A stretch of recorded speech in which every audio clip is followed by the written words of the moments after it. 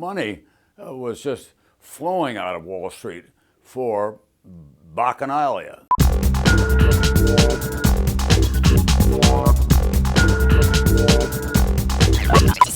Good evening. This is the trading floor of the New York Stock Exchange, the nerve center of American capitalism. I think 1987 was the beginning of a new Wall Street. It had been different. It had been kind of a pinstripe Yale, Harvard graduates who ran the old banking houses. And then suddenly they were hiring a lot of people who had street smarts, but not necessarily trained in economics. And they were currency traders, or they were stock traders, and it was going 24/7. For over 10 years.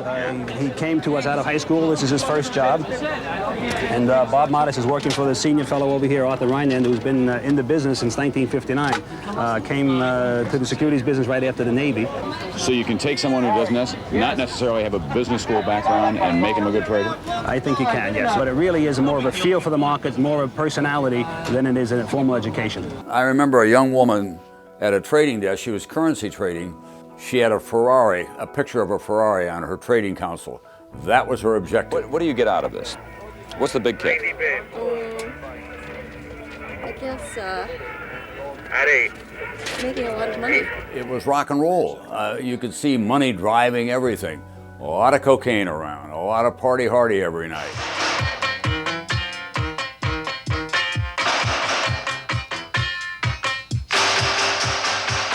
The old guard, it took them years and years, and the new people on Wall Street, they want to do it in 2 days. I don't say that Wall Street was always the paragon of morality before they all arrived. There have been scandals over the years and people who had, in their own way, manipulated the system for their own benefit. But now you had so many people doing, and the rewards were so great. Wall Street is in a continuing state of shock as a result of the greatest scandal in its history.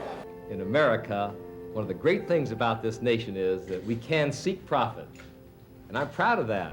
And if you can gain profit, that's even better. That was Ivan Boesky a couple of years ago.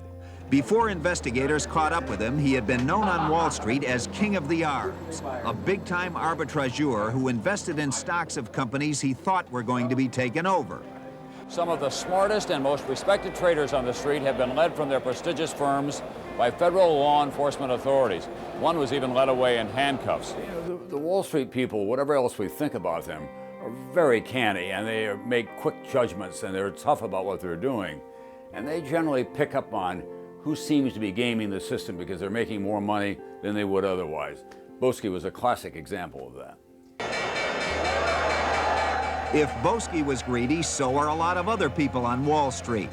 Since 1984, there have been more than 48 cases of insider trading, many involving the financial community, brought by New York's U.S. Attorney Rudolph Giuliani. I can't say that I saw it coming, but it was what started then that led to the collapse of Bear Stearns, led to the collapse of Lehman Brothers.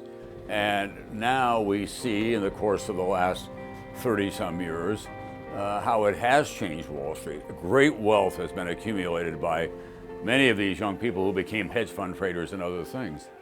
But in too many instances, they parked their moral compass at the door